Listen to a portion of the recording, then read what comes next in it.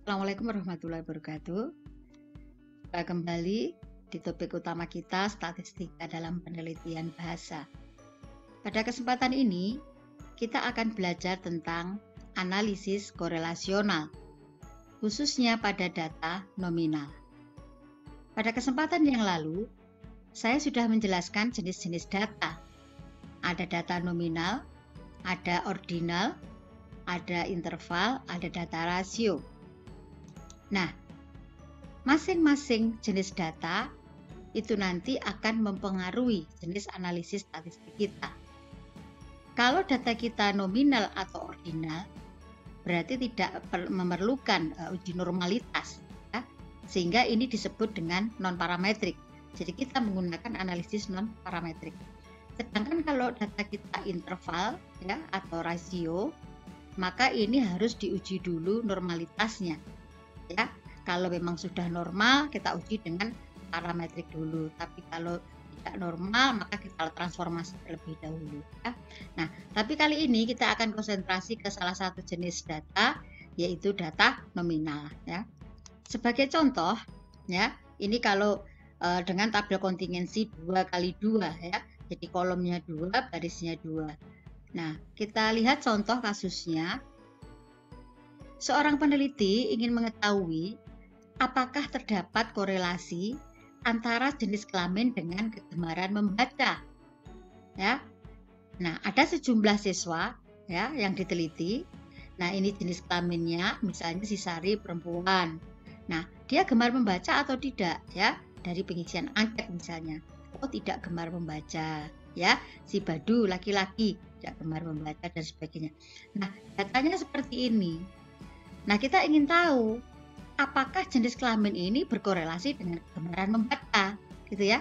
Nah, oleh karena itu, hari ini kita akan mencoba menganalisis data nominal, ya, dengan uji korelasi. Baik, kita ikuti tutorialnya. Untuk menganalisis data korelasional dengan data nominal tadi, ya, sekarang kita masuk ke SPSS. Kita akan memasukkan data jenis kelamin dan kegemaran membaca, ya. Nah, pertama kita menuju ke variabel view. Kita tulis dulu nanti apa tadi variabel pertama, yaitu jenis kelamin. Di name kita tulis JK misalnya, ya. Kalau di name itu harus singkat, tidak boleh ada spasi, gitu ya. Nah, tipenya apa? Ya, oh numerik, ya. Benar. Karena nanti akan kita angkakan, misalnya tanpa desimal berarti 0. Nah, labelnya misalnya ditulis jenis kelamin. Nah, jenis kelamin itu ada laki-laki dan perempuan, gitu ya. Maka diklik 1, nah maka ini laki-laki. Kita tambahkan yang kedua perempuan. Oke, nah sudah masuk ke situ. Tidak ada data yang hilang, biarkan default. Ini misalnya tetap rata kanan. Nah, jenis datanya adalah nominal, gitu ya. Karena tadi jenis kelamin termasuk data nominal. Nah, ini biarkan begitu diisi input. Nah, kemudian yang kedua tadi adalah kegemaran membaca, ya. Misalnya kegemaran membaca. Boleh kita beri kode begitu, ya. Kemudian datanya tadi betul numerik. Nanti tanpa desimal. Nah, ini kegemaran membaca. Nah, kegemaran membaca dibagi 2, 1. Nah, gemar membaca.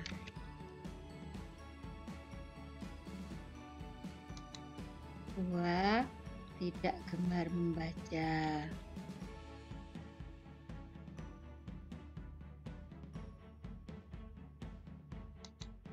Masukkan, oke, misalnya, ya. Nah, kemudian jangan lupa datanya ini nominal. Nah, barulah kemudian kita mengisi ke data view, ya, kalau sudah. Nah, ke sini. Selanjutnya kita akan mengisi datanya, ya, yaitu di jenis kelamin dan kegemaran membaca. Nah, tadi siswa yang pertama Sari, tadi kan perempuan, ya, perempuan. Nah, maka berarti tadi kodenya kalau perempuan itu 2, gitu ya. Bisa kita ketikkan 2. Nah, untuk menampilkan itu supaya jelas itu laki-laki atau perempuan, nanti kegemaran membacanya apa, maka di value label ini harus dihidupkan. Ya, kalau misalnya ini tidak dihidupkan, saya mengatakan Sari tadi apa perempuan muncul ya. Nah, ya hanya 2. Tapi ketika tadi misalnya value labelnya dihidupkan, nah maka akan muncul dia seperti anak perempuan, gitu ya. Nah, baru berikutnya diisi siswa kedua tadi laki-laki atau perempuan. Oh, misalnya laki-laki berarti 1, ya. Nah, itu laki-laki berarti 1. Nah, terus berikutnya, oh perempuan lagi misalnya ya. Nah, berikutnya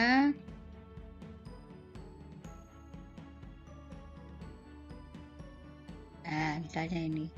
Lalu kegemaran membacanya bagaimana? Oh, si Sari yang perempuan tadi tidak gemar membaca.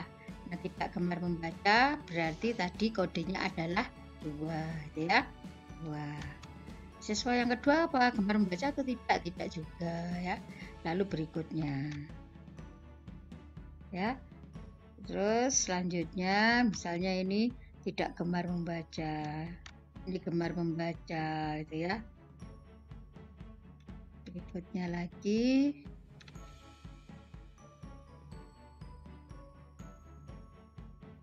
Nah, terus data sudah terisi semua. Jangan lupa disimpan ya, di file save, nanti disimpan namanya apa gitu ya. Nah, jadi ingat di SPSS data tersimpan tersendiri, hasil analisisnya juga tersimpan sendiri ya. Nah, sekarang kita analisis data ini ya. Jadi analyze, kemudian deskriptif, statistik. Nah, yang kita pilih adalah prospek. Ya. Nah, untuk row-nya masukkan jenis kelamin, kegemaran membaca, dimasukkan ini. Ya. Nah. Terus statistiknya kita pilih yang ini. P. Ya. Kita klik yang P. Lalu continue ya. Kemudian oke. Maka sudah jadi ini ya. Nah, sekarang kita akan mencoba menginterpretasi dari hasil analisis tadi, gitu ya.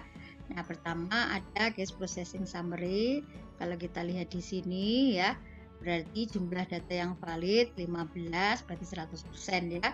Nah, ini tidak ada data yang hilang, berarti 100%. Maka kalau kita tulis bisa begini. Nah, ya, ada 15 data yang semuanya diproses, tidak ada data yang hilang ya, sehingga tingkat kevalidannya 100%, bisa begitu ya. Nah, kemudian untuk tabulasi silangnya juga bisa kita katakan, oh untuk jenis kelamin laki-laki yang gemar membaca 1 orang, tidak gemar membaca 7 orang. Yang perempuan gemar membaca 5 orang, tidak gemar membaca 2 orang. Nah, misalnya seperti ini ya. Dituliskan di sini hasil analisis kita tadi. Nah, kemudian yang ketiga, barulah ini korelasi nominal tadi ya dengan B atau grammar tadi. Nah, yang kita lihat di sini nilainya ini ya. Nah, jadi nilai nominalnya ini 0,600 ya, atau negatif 0,600. Nah, kemudian juga yang kita lihat adalah tingkat signifikansinya. Ternyata diperoleh 0,020. Nah, yang perlu diingat ya, apakah berkorelasi atau tidak, cukup dilihat ini ya, tingkat signifikansi. Dia akan signifikan itu kalau lebih kecil dari 0,05 ya. Nah, di sini berapa? 0,02. Berarti kan lebih kecil ya. Kalau lebih kecil artinya berkorelasi gitu ya. Nah, lalu kita bisa tuliskan di analisis di sini. Berdasarkan hasil analisis diketahui bahwa koefisien P antara laki-laki dan perempuan dalam kegemaran bacaan adalah ini ya, atau kegemaran baca adalah ini ya. Oh, berapa? 0,600. Taraf signifikansinya berapa? Ini 0,020. Lalu kesimpulannya apa? Oh, terdapat korelasi signifikan antara jenis kelamin dengan kegemaran membaca, ya. Karena pi-nya ini lebih kecil dari 0,05. Kalau begitu apalagi kesimpulannya? Ada kecenderungan laki-laki tidak gemar membaca dan perempuan gemar membaca. Nah, contoh yang dalam penelitian ini. Sekarang kita ke contoh yang kedua. Sebelumnya kita sudah membahas untuk tabel kontingensi yang 2x2, ya. Nah, contohnya yang sudah saya jelaskan, korelasi antara jenis kelamin laki-laki perempuan, berarti 2 ya. Kemudian kegemaran membaca juga ada 2, gemar membaca atau tidak gemar membaca, itu namanya 2x2. Nah, sekarang kalau tabel kontingensinya lebih dari 2x2, nah maka contohnya seperti berikut, ya. Gitu. Contohnya ini masalahnya ini, ya. Nah, seorang peneliti ingin mengetahui apakah terdapat korelasi antara kelompok peminatan siswa di SMA, ya, misalnya ada MIPA, ada IPS, ada bahasa, ya. Nah, dengan media yang paling disukai dalam pembelajaran daring selama pandemi COVID-19. Ya, jadi peneliti ingin tahu kira-kira ada korelasinya tidak kelompok peminatan ini dengan media yang disukai. Apakah nanti siswa MIPA itu lebih senang media yang ini atau tidak dan sebagainya. Nah, data dikumpulkan melalui angket menunjukkan hasil sebagai berikut. Jadi ini yang sudah disampel sebanyak 30 peserta didik, ya, 30 siswa. Nah, ini datanya misalnya diambil 10-10 ya. Dari MIPA 10, IPS 10, ya, bahasa 10. Nah, ini media yang paling disukai oleh mereka. Siswa yang pertama dari MIPA ini lebih suka video conference. Jadi seperti langsung gitu ya, melalui Zoom misalnya, ya, atau Google Meet gitu. Nah, sementara siswa yang kedua lebih suka asinkron video gitu ya. Nah, jadi pilihannya di sini media yang disukai dalam angket itu ada pilihan. Apakah mereka suka video conference? Kemudian yang kedua, apa asinkron video? Berarti rekaman video. Ya. Yang ketiga, apakah dia suka infografik? Ya. Kemudian apakah suka komik? Ataukah suka bentuknya e-book? Seperti rangkuman di PDF kan, nah, misalnya itu seperti itu. Nah, siswa inilah pilihannya tadi. Ya, siswa IPS misalnya lebih suka asinkron video nih untuk siswa nomor 11. Siswa nomor 13-14 lebih senang infografik, ya. Jadi teks dipadukan dengan gambar-gambar yang menarik, dia lebih suka itu dan sebagainya. Ini hasil penelitiannya. Nah, nanti kita akan analisis, ya. Nah, ikuti tutorial berikut ini. Sekarang kita sudah di SPSS, ya. Nah, kita akan memasukkan data yang tadi, ya. Yang satu, data tentang peminatan, kemudian yang kedua tentang media yang disukai. Baik, untuk memasukkan data, berarti kita klik yang variabel view dulu, ya. Nah, pertama tadi peminatan, ya, peminatan. Nah, tipenya numerik, biarkan begitu, biarkan default. Biar tidak repot ini ya, desimalnya dinolkan. Nah, tulis peminatan, ya. Kemudian kita akan mengelompokkan tadi peminatan dibagi menjadi 3, ya. Nah, berarti yang satu jadi misalnya kita masukkan siswa MIPA, kedua kita masukkan siswa IPS, ketiga kita masukkan siswa bahasa, ya. Nah, ini ya, tidak ada data yang hilang, ini biarkan default begini.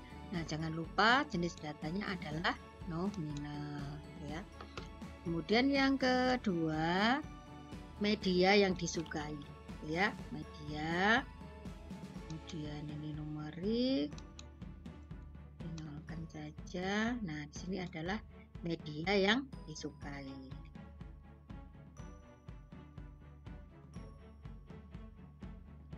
Nah, kemudian kita kelompokkan, tadi ada 5. Pertama, anak-anak yang menyukai video conference. Yang kedua, yang menyukai asinkron video ya, atau video yang sudah direkam, dia bisa mengulang-ulang untuk melihat gitu ya. Kemudian yang ketiga, dia senang infografik misalnya ya. Kemudian yang keempat, ini media dalam bentuk komik gitu ya, jadi dikemas dalam bentuk komik. Kemudian yang kelima, yang berbentuk e-book ya. Oke ya, jadi ada 5. Kita tuliskan di sini, ini biarkan default begini, lalu datanya nominal. Nah, sekarang kita mulai mengisi datanya ya. Diklik di data view ya. Nah, ada peminatan, ada media. Nah, untuk siswa pertama tadi kan sampai dengan 10 itu siswa yang peminatan IPA ya, lalu 10 berikutnya IPS, 10 berikutnya bahasa ya. Nah, berarti tinggal mengetikkan dari 1 sampai 10 kita ketikkan angka 1 atau kode 1 tadi value-nya ya. Nah, kita lihat di view, kalau value labelnya ini sudah menyala begini, sudah diklik begini, artinya nanti yang tampil akan ada tulisan MIPA ya, yang tampil IPS bahasa, bukan angka 1, 2 gitu ya. Nah, maka value label ini dihidupkan saja dan kita tahu yang kita ketik tadi apa ya, bukan sekedar angka. Berarti siswa nomor 1 sampai 10 berarti saya ketikkan angka 1 ya, 1 tinggal di enter. Nah, sampai 10. Nah, sampai 10, 11 tadi siswa apa? IPS. Kalau begitu mulai nomor 2 ya.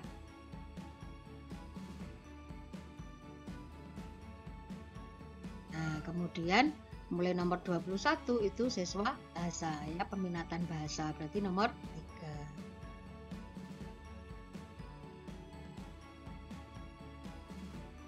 Nah, sekarang kita mengisi yang media. Siswa MIPA yang pertama tadi dia suka video conference, berarti 1 gitu ya. Kemudian siswa yang kedua tadi suka asinkron video, berarti kita ketikkan 2 gitu ya. Nah, ini coba kita perlebar biar kelihatan nanti medianya. Nah, ya, jadi siswa nomor 1 ya, nomor 1 kita ketikkan tadi angka 1 karena dia suka video conference. Yang kedua tadi dia suka asinkron video, kita ketikkan angka 2. Siswa ketiga suka video conference lagi, berarti 1 dan sebagainya gitu ya. Lalu siswa berikutnya ini, nah kemudian siswa berikutnya suka nomor 2 dia itu, berikutnya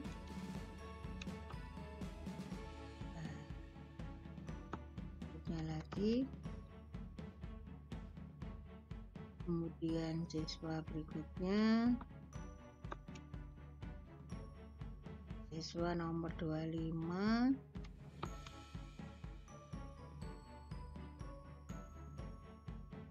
bentar ya, 5,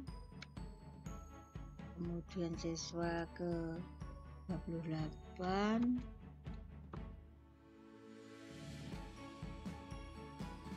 selesai kita masukkan data, baru kita analisis ya, analyze, kemudian deskriptif statistik, kita cross tab ya.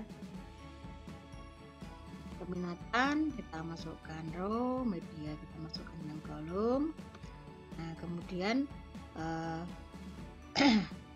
statistiknya. Nah, Kalau kemarin kita pilih yang P gitu ya. Nah, sekarang kita klik yang kontingensi. Ya, kita continue. Lalu oke. Nah, inilah hasilnya ya. Hasilnya dan akan kita interpretasi. Sekarang kita akan menginterpretasi hasil dari analisis di SPSS tadi ya. Nah, untuk yang pertama, case processing summary, kita bisa lihat bahwa data sebanyak 30 orang ya, ini diproses semua tadi ya. Nah, berarti 100% ya, 100%. Kalau kita tuliskan bisa seperti ini analisisnya ya. Nah, kemudian yang kedua, kita akan melihat tabulasi silangnya ya. Jadi, siswa peminatan MIPA yang suka video conference 7 orang, yang suka asinkron video 2 orang, infografik 1 orang, tidak ada yang menyukai komik dan e-book. Siswa IPS juga begitu. Oh, dia yang paling banyak dipilih asinkron video, berikutnya infografik ya. Nah, siswa bahasa lebih suka video conference 5 orang, kemudian asinkron video, infografik dan komik hanya 1 orang yang menyukai, kemudian e-book 2 orang. Nah, ini tabulasi silangnya ya, bisa kita tuliskan seperti ini. Nah, kemudian kita ke hasil ini ya, koefisien kontingensi ya. Nah, dari hasil koefisien kontingensi diperoleh hasil 0,597. Nah, apa artinya? Kita lihat di signifikansinya. Di signifikansinya ketemu 0,035 ya. Nah, tadi kita katakan kalau ada korelasi jika signifikansinya lebih kecil dari 0,05. Berarti ini kan lebih kecil ya dari, oleh karena itu berarti terdapat korelasi. Ya, berarti ada korelasi yang signifikan antara peminatan siswa dengan media yang disukai. Nanti bisa kita tuliskan seperti ini. Nih ya. Jadi berdasarkan hasil analisis diketahui bahwa koefisien kontingensi antara peminatan siswa dengan media kesukaan yaitu 0,597. Taraf signifikasinya berapa tadi? 0,035. Hal begitu dapat disimpulkan terdapat korelasi yang signifikan antara peminatan siswa dengan media yang disukai. Ya, karena tadi untuk signifikansinya lebih kecil dari 0,05. Nah, interpretasi lebih jauh berarti ada kecenderungan siswa MIPA dan bahasa lebih senang video conference dan siswa IPS lebih senang asinkron video. Nah, kita lihat dari angka tadi, di tabulasi silangnya tadi. Ya. Baik, itulah hasil analisis data korelasi dengan data nominal.